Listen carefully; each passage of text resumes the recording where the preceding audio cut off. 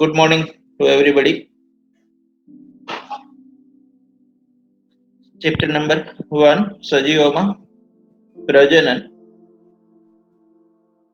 આપણે 11 સાયન્સની અંદર પ્રથમ unit, second, third, fourth and fifth એમ 5 યુનિટ ભણ્યા. આ છઠ્ઠું યુનિટ. આ યુનિટ 20 માર્ક્સનું છે. 12 સાયન્સનું પ્રથમ યુનિટ. ટોટલ યુનિટમાં છઠ્ઠા નંબરનું યુનિટ એકમ કયો કે યુનિટ કયો. આ ચેપ્ટર 5 માર્ક્સનું છે. 3 MCQ 3 માર્ક્સના હશે અને 2 માર્ક્સનો એક પ્રશ્ન હશે. 3 માર્ક્સના 3 MCQ અને એક 2 માર્ક્સનો ક્વેશ્ચન હશે. એટલે આમાં દરેક ટોપિક તમે ભણો પણ તમારે તૈયાર કરવાના છે. 8 થી 10 લાઈનનો ટોપિક હોય એ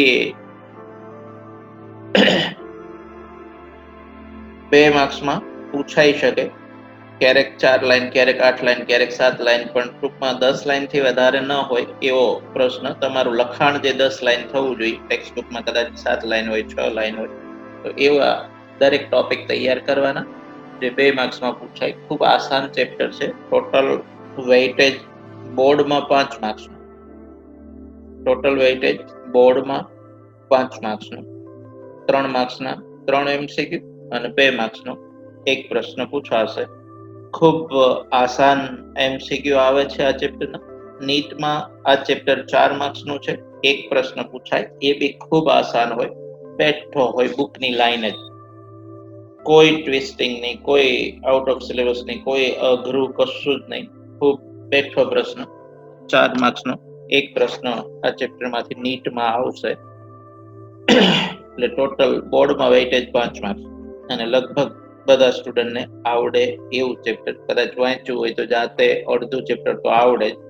ઘણું ખરું ક્યાંક ને ક્યાંક મેં 11 સાયન્સમાં તમને ઓલરેડી કરાવેલું જ છે, એટલે નવું કશું છે નહીં. પ્રાસ્તાવિક જોઈએ તો બધા સજીવ ચોક્કસ સમય માટે જીવી શકે છે. હું હોય, તમે હોય, કે આપણા બા હોય, કે પેરામેસિયમ હોય, કે કૂતરો હોય, કે કોઈ વડનું વૃક્ષ હોય, કે પીપળ હોય, કે કાગડો હોય, કે પોપટ હોય, કે અન્ય કોઈ પ્રાણી લો. દરેક સજીવનો જે જીવનકાળ છે એ ચોક્કસ સમય હોય, ચોક્કસ સમય સુધી જીવી શકે. તમે કે હું કોઈ અમર ચિઠ્ઠી લખાવીને આવ્યા નથી, સિવાય કે સૂક્ષ્મ જીવો.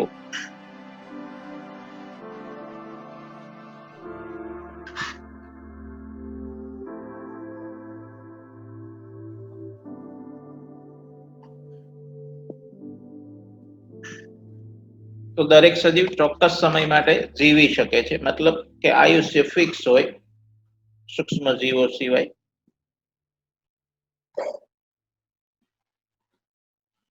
લાઈફ સ્પેન એટલે શું?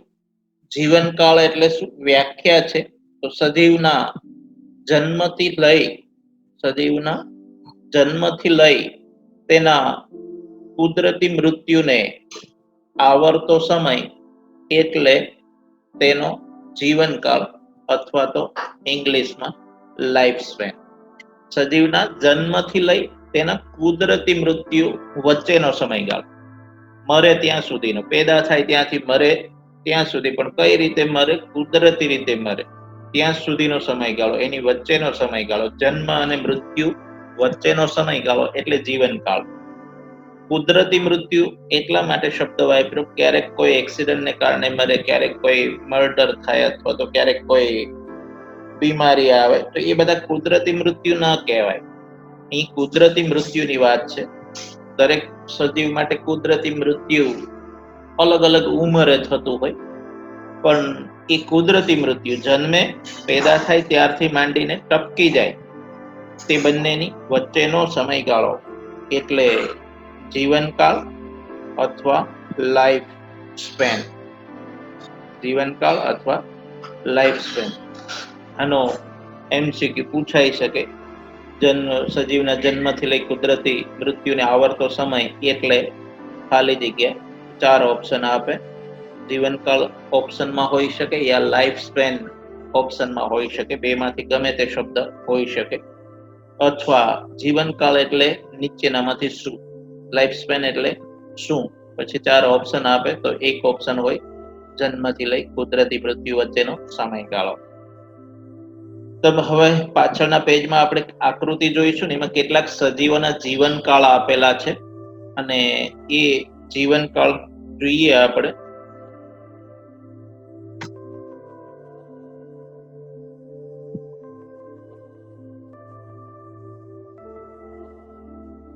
અહીંયા હાથી આપેલો છે તો હાથીનું જીવનકાળ અંદાજે 48 થી 50 વર્ષ હોય.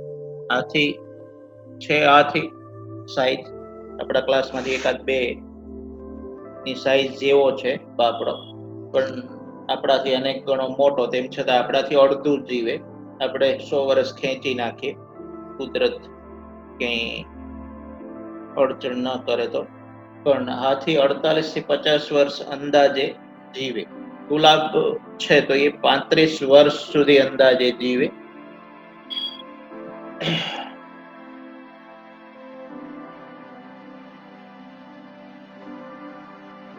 બેન, કેમ આટલા બધા લેટ જોઈન્ટ થાવ છો? બધી જ ચેપ્ટરની માહિતી આપી દીધી પછી તમે જોઈન્ટ થયા છો ટોટલી બોર્ડમાં, નીટમાં.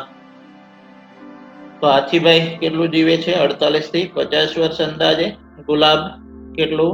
35 વર્ષ અંદાજે. કૂતરો 10 થી 13 વર્ષ અંદાજે જીવે. કૂતરો કેટલું? 10 થી 13 વર્ષ. પતંગિયું, કયું ગિયું? પતંગિયું, બટરફ્લાય 1 થી 2 અઠવાડિયા જીવે. કાગડો 15 વર્ષ જીવે.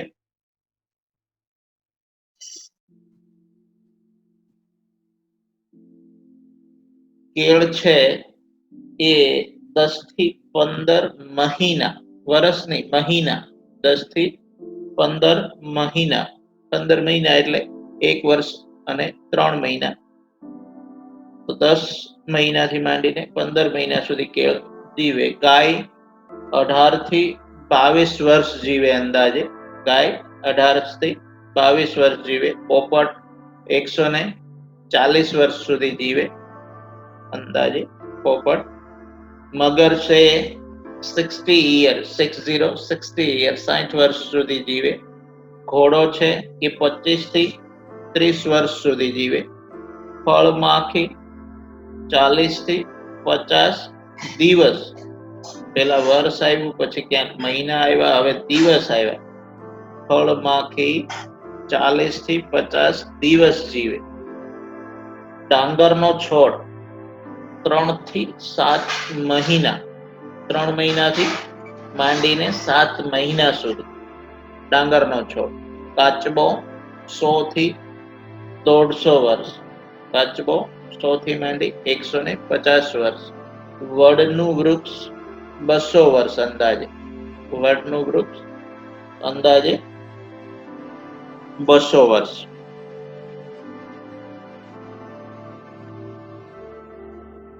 અહીંયા તમે જોઈ શકો છો કાગડો અને પોપટ બંનેની સાઈઝ સેમ છે. તેમ છતાં કાગડો માત્ર 15 વર્ષ જીવે, જ્યારે પોપટ આપણાથી બી 1.5 ગણું આયુષ્ય ભોગવે. આપણું અંદાજે 90 વર્ષ કે 100 વર્ષ છે આયુષ્ય, તો એનાથી 1.5 ગણું આયુષ્ય અંદાજે પોપટ 140 વર્ષ ખેંચી કાઢે. બેયનું કદ સેમ છે, સાઈઝ સેમ છે, એટલે સાઈઝને, ઉંમરને, આયુષ્યને, જીવનકાળને કોઈ લેવા દેવા નથી.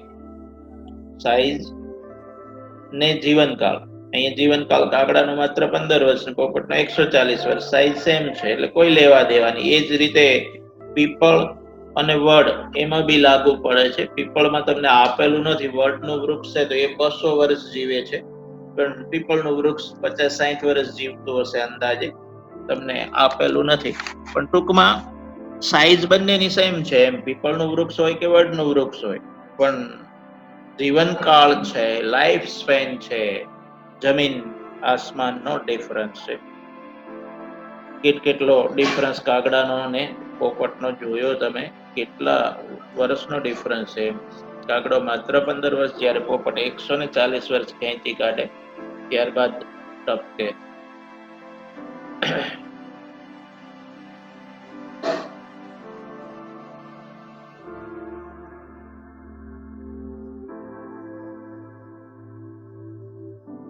તો આકૃતિમાં 1.1 માં મતલબ હમણાં આપણે જોઈ આકૃતિ, એમાં કેટલાક સજીવોનો જીવનકાળ આપેલ છે જે આપણે જોયો. બધા સજીવોનો જીવનકાળ કેટલો છે એ આપણે જોયું.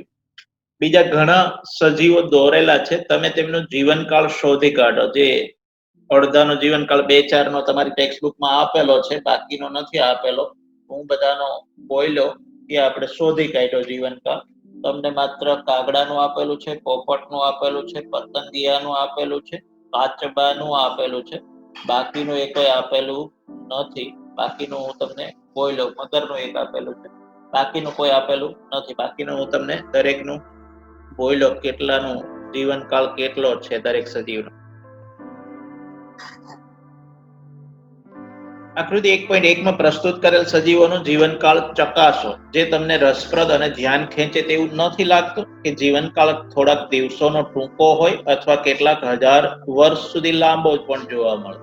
કેટલાક સજીવોનો જીવનકાળ ટૂંકો હોય, એકદમ અમુક દિવસોનો જ હોય. હજુ આમાં કેટલાય એવા સજીવો છે કે બહુ ઓછા દિવસો સુધી જીવે. એમ એ પતંગિયું તમને આપેલું છે 1 થી 2 અઠવાડિયા. 1 અઠવાડિયું અંદાજે વિચારો તો 7 દિવસ જીવેલો.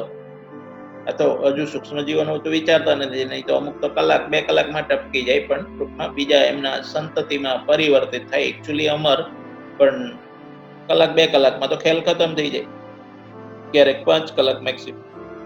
એટલે અમુક જીવનકાળ છે એ અમુક સજીવોનો થોડા દિવસોનો ટૂંકો હોય તો કેટલાક હજાર વર્ષ સુધી લાંબો પણ જોવા મળે. આ બંને સીમાઓ છે ને એ સીમાઓની વચ્ચે મોટા ભાગના સજીવોનો જીવનકાળ જોવા મળે. જન્મ એક સીમા છે અને મૃત્યુ બીજી સીમા છે. સીમાંત શબ્દ વાપર્યો અથવા તો એક્સ્ટ્રીમ્સ, બંને એક્સ્ટ્રીમ છે. જન્મ એન્ડ મૃત્યુ, death and birth and death, both are extremes, and lifespan is between death and birth. મૃત્યુ અને જન્મની વચ્ચે.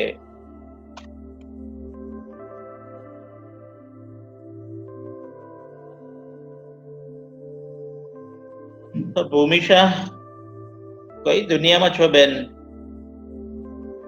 તો બંને સીમાંતોની વચ્ચે મોટાભાગના સજીવોનો જીવનકાળ જોવા મળે. તમે નોંધી શકો છો કે સજીવોનો જીવનકાળ તેના કદ સાથે સંકળાયેલ હોય તે જરૂરી નથી. કદ સાથે સંકળાયેલ હોય તે જરૂરી નથી. જેમ કે કાગડો અને પોપટ એ બંનેના કદમાં કોઈ ખાસ તફાવત નથી, છતાં તેમના જીવનકાળમાં બહોળો તફાવત જોવા મળે.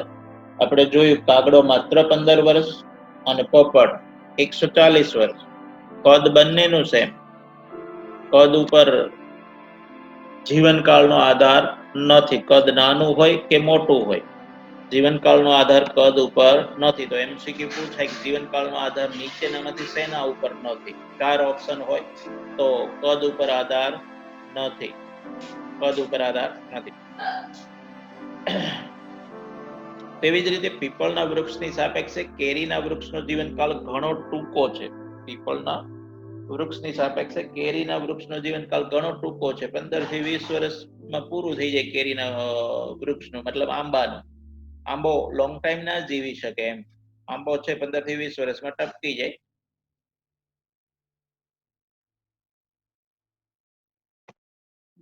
કોણ છે વિવો?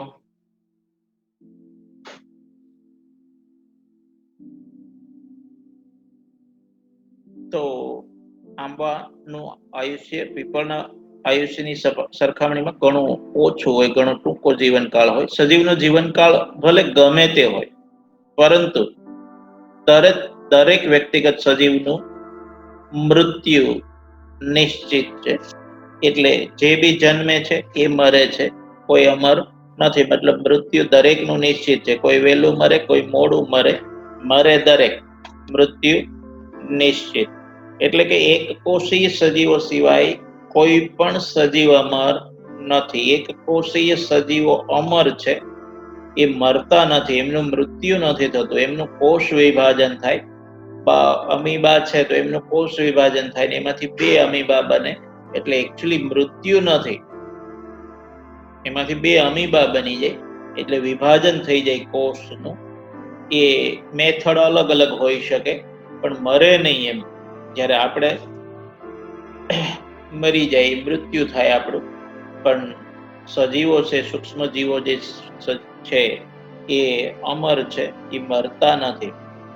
આપણે શા માટે કહી શકીએ કે એક કોષીય સજીવોમાં નૈસર્ગિક મૃત્યુ નથી, કુદરતી મૃત્યુ નથી? મેં તમને કીધું એમ, કુદરતી મૃત્યુ નથી. કઈ રીતે કહી શકીએ? તો અમીબા હોય, પેરામેસિયમ હોય, તો આ બધામાં શું થાય? કોષનું વિભાજન થાય અને એમાંથી સંતતિ પેદા થાય, એમનું બાળક, એમનું બચ્ચું પેદા થાય.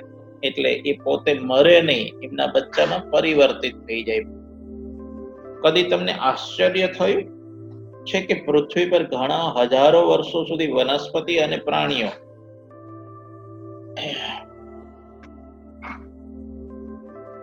ખૂબ વિશાળ સંખ્યામાં અસ્તિત્વ ધરાવતા હતા? પૃથ્વી પર ઘણા હજારો વર્ષો સુધી વનસ્પતિ અને પ્રાણીઓ ખૂબ વિશાળ સંખ્યામાં અસ્તિત્વ ધરાવતા હતા. સજીવોમાં કોઈ પ્રક્રિયા હોવી જ જોઈએ જે આ સાતત્યતાની ખાતરી આપે છે. તો એવી પ્રક્રિયા કઈ છે? પ્રજનન, જે સજીવોના સાતત્યને જાળવે. સાતત્ય એટલે સતતતા. પૃથ્વી ઉપર જીવન સતત છે, સાતત્યતા છે જીવનની. તો એનું કારણ કયું છે? પ્રજનન. પ્રજનન ન થતું હોત તો પૃથ્વી પર સજીવ સૃષ્ટિ ક્યારની ખતમ થઈ ગઈ હોત. પ્રજનન એ અગત્યની વસ્તુ છે. એનાથી પેઢી દર પેઢી વારસો દરેક સજીવ જાળવી રાખે. તો અહીંયા પૃથ્વી પર હજારો વર્ષો સુધી વનસ્પતિ અને પ્રાણીઓની અનેક જાતો છે, અનેક સંખ્યા છે. એ બધા વૈજ્ઞાનિકોનો અલગ અલગ અંદાજ છે. તો કોઈ 3 થી 5 કરોડ કહે છે, કોઈ વધારે કહે છે જાતિઓ. 1.2 મિલિયન જેટલી જાતિઓ શોધાઈ છે પૃથ્વી ઉપર. બાકી હજુ શોધવાનું, જબરજસ્ત સંશોધન કરવાનું બાકી છે, જે આપણે લાસ્ટ યુનિટમાં 12 સાયન્સમાં ભણીશું. કયા કયા વૈજ્ઞાનિકો આવ્યા, કેટલી જાતિઓ હજુ સુધી શોધાઈ છે, કેટલી જાતિઓનું શોધવાનું બાકી છે. વિશ્વમાં ક્યાં જાતિઓની સંખ્યા ગીચ છે, ક્યાં નથી ગીચ, ક્યાં ઓછી છે ગીચતા, એ બધું જ આપણે છેલ્લા યુનિટમાં ભણીશું, ચેપ્ટર નંબર 13, 14, 15 અને 16 ની અંદર. તો અહીંયા હજારોની સંખ્યામાં, લાખોની સંખ્યામાં સજીવો છે. તો એ એમને નથી એમ. એનું કારણ પ્રજનનની ક્રિયા છે. એ પ્રજનન દ્વારા જીવ સાતત્ય જળવાઈ રહે છે. તો આ ટોપિક આપણે જોયો, તો એ ટોપિકની અંદર તમને એવો પ્રશ્ન પૂછાય કે સજીવોના જીવનકાળ અંગે માહિતી આપો. સજીવોના જીવનકાળ અંગે માહિતી આપો, એવો પ્રશ્ન પૂછાવાનો છે નહીં જિંદગીમાં, ના મારા ટેસ્ટમાં કે ના બોર્ડમાં. આ તો જસ્ટ તમને કહું કે આ પેરેગ્રાફ છે, તો એમાં જીવનકાળ વિશે માહિતી આપો, તો તમારે બધું થોડા જીકવાના છે. સજીવોનો જીવનકાળ એટલે શું, વ્યાખ્યા લખવાની છે તમારે. વ્યાખ્યા લખ્યા પછી બધા સજીવોનો જીવનકાળ સેમ નથી હોતો, અને જીવનકાળ બે સીમાઓની વચ્ચે હોય, બે સીમાંતની વચ્ચે હોય, બે એક્સ્ટ્રીમ્સની વચ્ચે હોય, એ લખવાનું છે. સજીવોનો જીવનકાળ કદ સાથે નથી સંકળાયેલો. એના બે ઉદાહરણ લખવાના છે, કાગડો અને પોપટ, પીપળાનું વૃક્ષ અને આંબાનું વૃક્ષ. તો આ બધી માહિતી તમને પહેલા પ્રશ્નમાં તમે વર્ણવી શકો. પછી આ અત્યારે જે છેલ્લો મુદ્દો મેં કીધો એ પ્રજનન વાળો, આટલું લખો એટલે સજીવોના જીવનકાળ અંગેની માહિતી આપો. પ્રશ્ન આપણો 1, સજીવોના જીવનકાળ અંગેની માહિતી આપો. તો તમારે આટલું લખવાનું છે. આ પ્રાસ્તાવિક, સજીવોના જીવનકાળ અંગે માહિતી આપો. તમારે કોઈને પ્રશ્ન લખવો હોય તો લખી લેજો. પ્રાસ્તાવિકમાં પેન્સિલથી સજીવોના જીવનકાળ અંગે માહિતી આપો.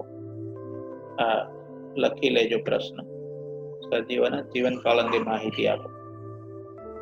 આ બધાનું આયુષ્ય પેન્સિલથી લખવું હોય તો લખી લેજો. હાથીમાં 48 થી 50 વર્ષ, કાઉન્સમાં. પેન્સિલથી લખવું હોય, પેનથી લખવું હોય, તમારી મરજી. હાથી તમારી પોતપોતાની ટેક્સ્ટ બુકમાં હાથી કેટલા વર્ષ? 48 થી 50 વર્ષ.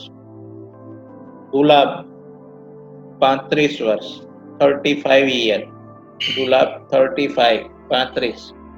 કૂતરો 10 થી 13 વર્ષ, 10 to 13 યર, કૂતરો 10 થી 13 વર્ષ.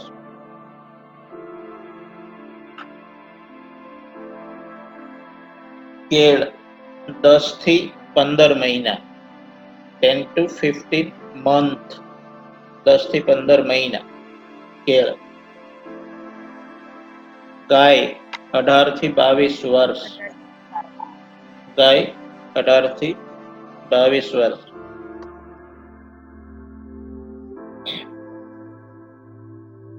ઘોડો 25 થી 30 વર્ષ, ઘોડો 25 થી 30 વર્ષ. ફળમાખી 40 થી 50 દિવસ, ફળમાખી 40 થી 50 દિવસ.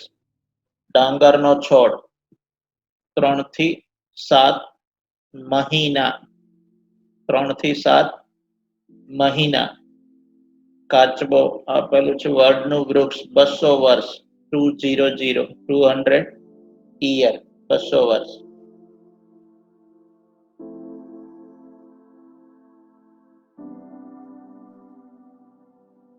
હવે નો પ્રશ્ન છે આપણો, પ્રજનન એટલે શું, તેના પ્રકાર અને મહત્વ જણાવો. પ્રજનન એટલે શું, તેના પ્રકાર અને મહત્વ જણાવો. 2 માર્ક્સમાં અહીંથી ચેપ્ટર સ્ટાર્ટ થાય. હવે પૂછાઈ શકે, બાકી પ્રાસ્તાવિકમાંથી ન MCQ ન પ્રશ્ન કશું આવી શકે તેવું નથી. આપણે છોડવાનું નથી 12 સાયન્સમાં કશું જ, પણ તેમ છતાં એનું ઇમ્પોર્ટન્ટ એટલું બધું નથી. બોર્ડના આગલા દિવસે એ તમારે જોવાનું નથી. અત્યારે આખું વર્ષ નજર ફેરવવાની, તૈયાર બી કરવાનું, એટલું ઇમ્પોર્ટન્ટ નથી. અહીંથી ચેપ્ટર સ્ટાર્ટ થાય છે. પ્રશ્ન છે પ્રજનન એટલે શું, તેના પ્રકાર અને મહત્વ જણાવો. પ્રજનન એટલે શું, તેના પ્રકાર અને મહત્વ જણાવો. પ્રજનન એક એવી જૈવિક પ્રક્રિયા છે જેમાં પોતાને મળતી આવે તેવી સંતતિ ઉત્પન્ન કરે છે. પ્રજનન એક એવી જૈવિક પ્રક્રિયા છે જે જીવ દ્વારા થતી હોય, એ જૈવિક પ્રક્રિયા. અને એ પ્રક્રિયાને અંતે પોતાને મળતી આવે એવી સંતતિ પેદા થાય દરેક સજીવની અંદર. અને એટલે જ કૂતરાના ઘેરે કૂતરું ગલુડિયું જન્મે, બિલાડીના ઘેરે બિલાડી જન્મે, હાથીના ઘેર હાથી જન્મે, મનુષ્યના ઘેર મનુષ્ય જન્મે. પોતાને મળતી આવે એવો શબ્દ વાપર્યો અહીંયા. ત્યાં કૂતરાને ત્યાં બિલાડીનો જન્મ નથી થતો, કૂતરીને ત્યાં પોતાને મળતી આવે તેવી સંતતિ ઉત્પન્ન કરે. પ્રજનન એક એવી જૈવિક પ્રક્રિયા છે જેમાં પોતાને મળતી આવે તેવી સંતતિ ઉત્પન્ન કરે. આ સંતતિ મોટી થાય મતલબ વૃદ્ધિ પામે, પુખ્ત બને અને બદલામાં નવી સંતતિ ઉત્પન્ન કરે. માનો કે મિલનભાઈ છે છોટું સરકાર, એમના મેરેજ થાય તો એમની છોટી સરકાર આવે અને પછી નાનું ચમન્યું પેદા થાય. તો એ ચમન્યું ધીરે ધીરે ધીરે ધીરે વૃદ્ધિ પામે, મોટું થાય અને પછી એમના મેરેજ થાય અને બદલામાં નવી સંતતિ એ પછી પેદા કરે. મતલબ એમના ઘેર પાછું પારણું બંધાય. આ સિલસિલો ચાલ્યા જ કરે. અને એટલે તમે સમજી શકો છો ભારતની વસ્તી અત્યારે રેકોર્ડ બ્રેક સ્થાને પહોંચી છે. મહાસત્તા આપણે ક્યારના બની ગયા છીએ. હવે ગણતરી આવશે એટલે ફર્સ્ટ રેન્ક આપણો હશે વિશ્વમાં, એ સમજી શકો. તો અહીંયા આ સંતતિ વૃદ્ધિ પામે, મતલબ જે બાળક પેદા થાય છે એ વૃદ્ધિ પામે, મોટું થાય, પુખ્ત બને અને બદલામાં નવી સંતતિ ઉત્પન્ન કરે. આમ જન્મ, વૃદ્ધિ અને મૃત્યુનું ચક્ર ચાલ્યા જ કરે. જન્મ, વૃદ્ધિ અને મૃત્યુનું ચક્ર ચાલ્યા જ કરે. જે જન્મે તે મરે, ટપકે. કોઈ અમર નથી, કોઈ સૂક્ષ્મ જીવો સિવાય. એટલે જન્મે પછી મોટા થાય, ખાઈ પીને ગેંડા જેવા બને. અમુક અમુક તો માત્ર ખાવા જ જન્મમાં હોય એવું કરતા હોય, જે આપણે ક્લાસમાં જોઈતા હોય, સતત ખાવાનું ચાલુ જ હોય. તો અમુક ખાવા માટે જ પેદા થાય. તો જે જન્મે એ વૃદ્ધિ પામે, મોટા થાય અને પછી ટપકી જાય, અંતે ભગવાનને પ્યારા થઈ જાય. પ્રજનનથી જાતિઓ પેઢી દર પેઢી સાતત્ય જાળવવા માટે સમર્થ બને છે. પ્રજનનથી જાતિઓ પેઢી દર પેઢી સાતત્ય જાળવવા માટે સમર્થ બને છે. તમે કેવી રીતે જનનિક ભિન્નતા સર્જાય છે અને પ્રજનન દરમિયાન વારસામાં ઉતરે છે તેનો અભ્યાસ પ્રકરણ 5 ની અંદર કરશો. ભિન્નતા કઈ રીતે સર્જાય અને વારસામાં કઈ રીતે ઉતરે એ આપણે ચેપ્ટર નંબર 5 ની અંદર ભણીશું. એ પ્રજનનની ક્રિયા દ્વારા કોઈ બી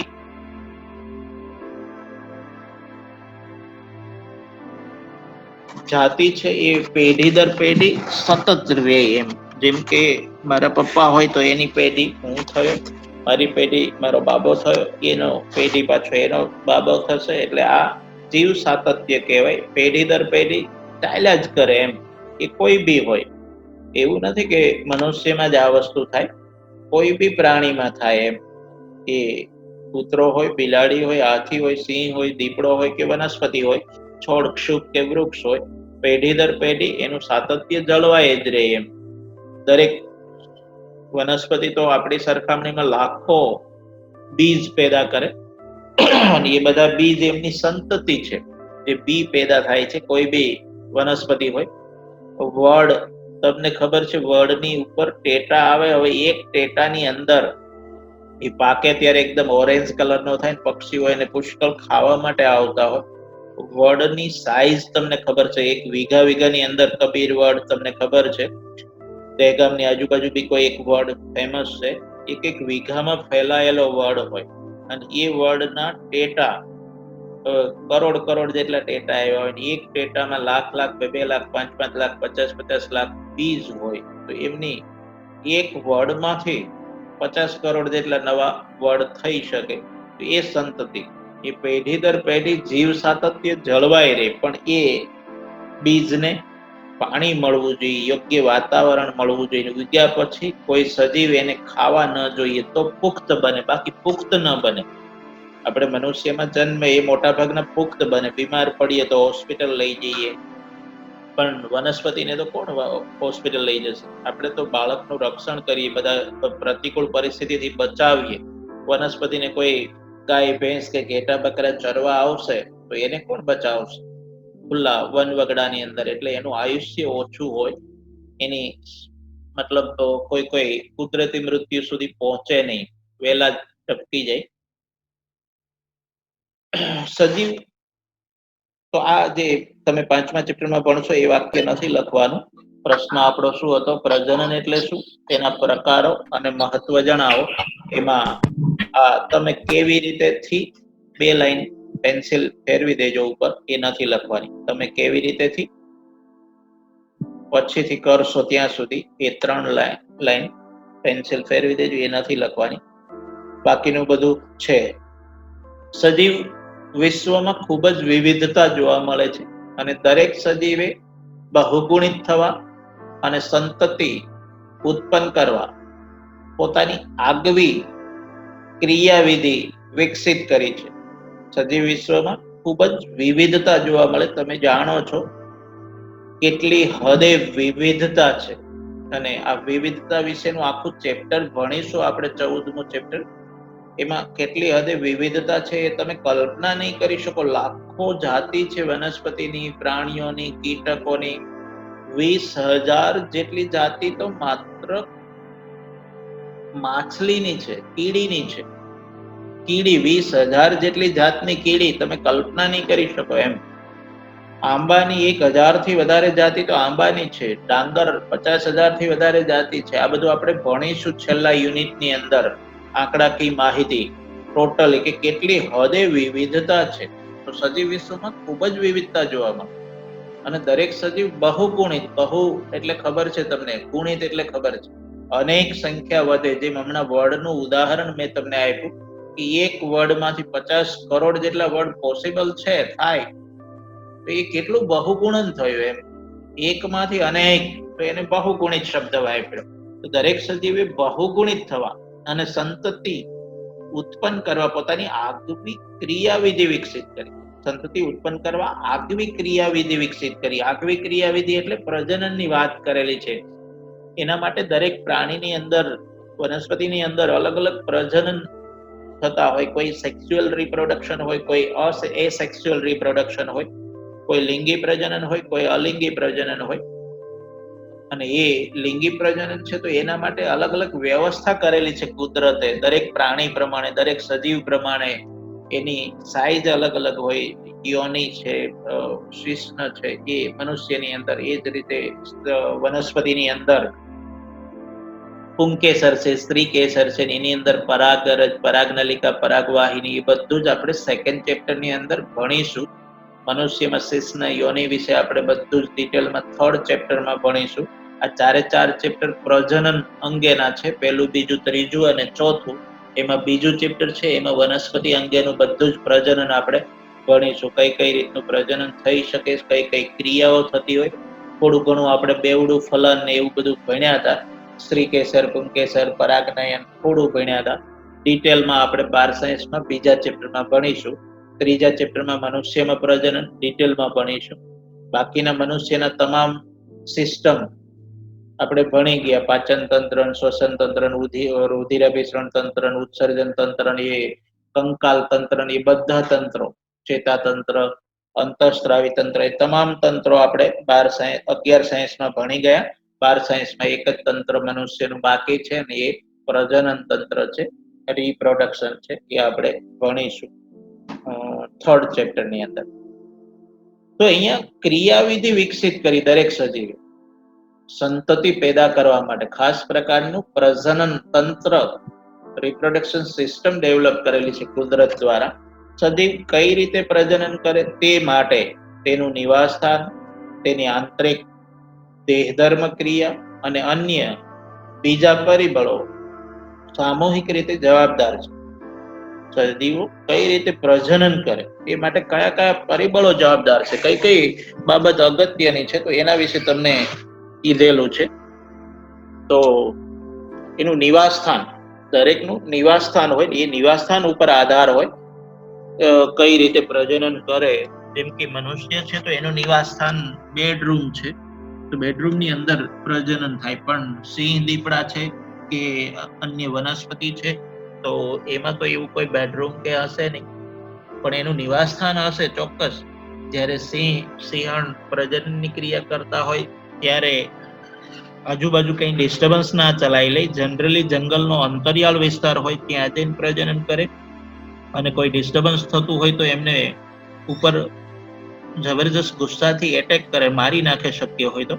એમના પ્રજનનના ડિસ્ટર્બન્સ કરે તો એટેક કરે જ. એમ એટલું ખૂંખાર સિંહ ત્યારે રૂપ ધારણ કરતો હોય. તો એ નિવાસસ્થાન એનું દરેકનું પોતપોતાનું હોય અને એ નિવાસસ્થાન ઉપર આધાર રાખે પ્રજનનની ક્રિયા. આંતરિક દેહધર્મ ક્રિયા, આંતરિક દેહધર્મ ક્રિયા દરેક સજીવની જુદી જુદી હોય. આંતરિક દેહધર્મ ક્રિયા એટલે આંતરિક જે પ્રજનનની સિસ્ટમ આખી છે, જેમ કે ગર્ભાશય હોય, અંડપિંડ હોય, અંડવાહિની હોય, યોની હોય, આખું સિસ્ટમ એ આંતરિક દેહધર્મ ક્રિયા થઈ. એ જ રીતે પુરુષની અંદર શુક્રપિંડ હોય, શુક્રવાહિની હોય, શુક્રોત્પાદક નલિકા હોય, શુક્રાશય હોય, પ્રોસ્ટેટ ગ્રંથિ હોય, બલ્બોયુરેથ્રલ ગ્રંથિ હોય. એ આખી આંતરિક દેહધર્મ ક્રિયા થઈ. એવું દરેકની અંદર હોય. જેમ કે વનસ્પતિમાં પુષ્પ હોય તો પુષ્પની અંદર પુંકેસર હોય ને એમાં પરાગાશય હોય, પરાગાશય હોય, ઉપરાંત યોજી હોય, તંતુ હોય. સ્ત્રીકેસર હોય તો એમાં પરાગાસન હોય, પરાગવાહિની હોય, બીજાશય હોય, બીજાશયની અંદર પાછું અંડક હોય, જે આપણે સેકન્ડ ચેપ્ટરની અંદર ડિટેલમાં ભણીશું. અત્યારે આ શબ્દો બધા તમને અથોડાની જેમ વાગતા હશે, કંઈક અમુક શબ્દો તમે ભણ્યા નથી એટલે, પણ ડિટેલમાં ભણીશું એટલે કોઈ ચિંતા છે નહીં. તો આંતરિક દેહધર્મ ક્રિયા મતલબ આ કઈ રીતની સિસ્ટમ છે એમ. કોઈને શિશ્ન હોતું જ નથી, એમ યોની હોતી જ નથી કોઈ પ્રાણીની અંદર.